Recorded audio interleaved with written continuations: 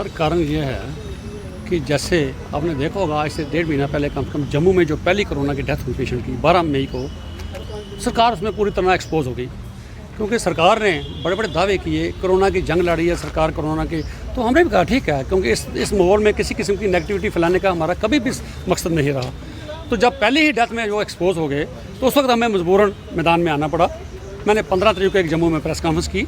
मैंने कहा जी जो कोविड पेशेंट्स की जो डेड बॉडी मैनेजमेंट के लिए WHO और गवर्नमेंट ऑफ इंडिया की ministry of health and family welfare की जो गाइडलाइंस हैं वो ये कहती हैं कि कहीं भी कोरोना पेशेंट की क्रीमेशन से कोई फ़र्क नहीं पड़ता।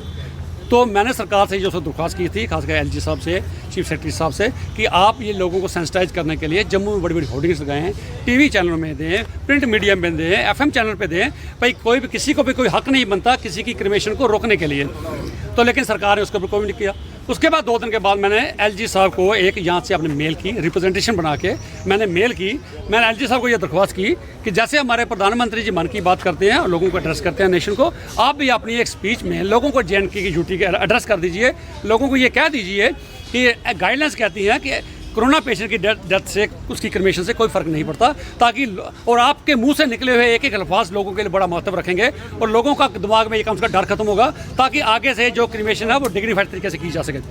लेकिन हफ्ता 8 दिन में वेट की, जब वहाँ से भी कोई इस किस्म की गाइडलाइंस नहीं आई, फिर मुझे हार के 23 तारीख को हाईएस्ट कॉन्स्टिट्यूशनल पोस्ट पे बैठे हुए हमारे LG साहब के ऑफिस में एक RTA लगानी पड़ी। उस RTA में मैंने 3-4 सवाल मेन पूछे थे, पर जो मैंने मेल की थी, रिप्रेजेंटेशन भेजी थी, वो गवर्नर साहब LG साहब के टेबल पे कब गई, उस पर LG साहब ने क्या लिखा, मुझसे उसकी फ़ोटो कापी दीजिए, वहाँ पर क्या एक्शन लिया गया मुझे वो दीजिए, और किसको लेटर लिखी गई, किसको डायरेक्शन पास इनकी मुझे कापियाँ दीजिए। तो ये RTA की मेरे पास जवाब पड़ा LG साहब का, वहाँ से जवाब आया PIO का, उसमें उसने 2 लाइनों को जवाब दे दिया। उसने कहा जी आपकी रिप्रेजेंटेशन के ऊपर हेल्थ डिपार्टमेंट काम कर रहा है। भाई अगर हेल्थ डिपार्टमेंट काम कर रहा होता तो हमें ये मैं आपको बताना चाहूँगा, ये एक LG साहब के ऑफिस से मुझे सेक्टर से PIO ने जवाब दिया। मैं समझता हूँ इस PIO को ट्रेनिंग की बड़ी सख्त ज़रूरत है।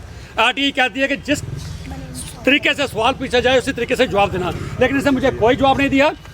RTA एक्ट का पर्पज़ ये था just to bring about transparency and accountability in every public authority. So मैंने LG साहब के ऑफिस में इसलिए लगाई थी, लेकिन उसके बाद कोई जवाब नहीं आया। मेरी RTA का जवाब देने से पहले खाना पूर्ति करने के लिए सरकार ने 26 को मुझे जवाब दिया। 24 तारीख को चीफ सेक्रेटरी साहब से एक ऑर्डर निकलवा दिया, एक सब DC को कह दिया आप कोविड के लिए एक सेपरेट इंक्यूबेशन ग्राउंड का तलाश करें।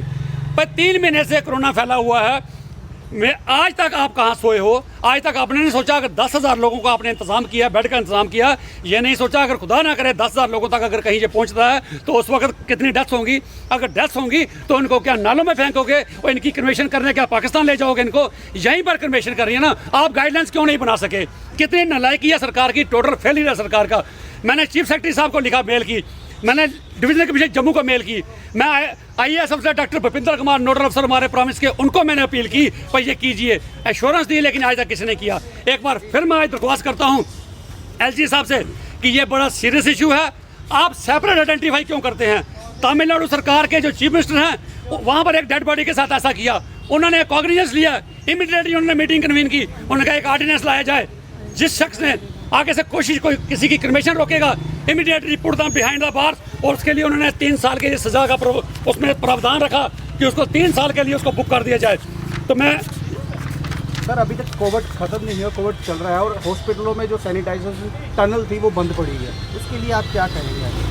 सर इन्होंने जल्दी में सैनिटाइजर टनल तो बना दिया है, लेकिन WHO की और मिनिस्ट्री ऑफ हेल्थ की गाइडलाइंस वहाँ से आई, भाई जब जो शख्स वहाँ से जाता है आप जो उसमें जो उसको स्प्रे करते हैं वो स्प्रे कहीं ना कहीं उसको भी इफेक्ट कर सकती है, वो वायरस को कम मारेगी लेकिन उसको ज़्यादा इफेक्ट करेगी। इस वजह से वो एक ऑर्डर सेंट्रल गवर्नमेंट से ऑर्डर आ गया, वो सारे सैनिटाइजेशन टनल सारे ही हिंदुस्तान में बंद कर दिए गए।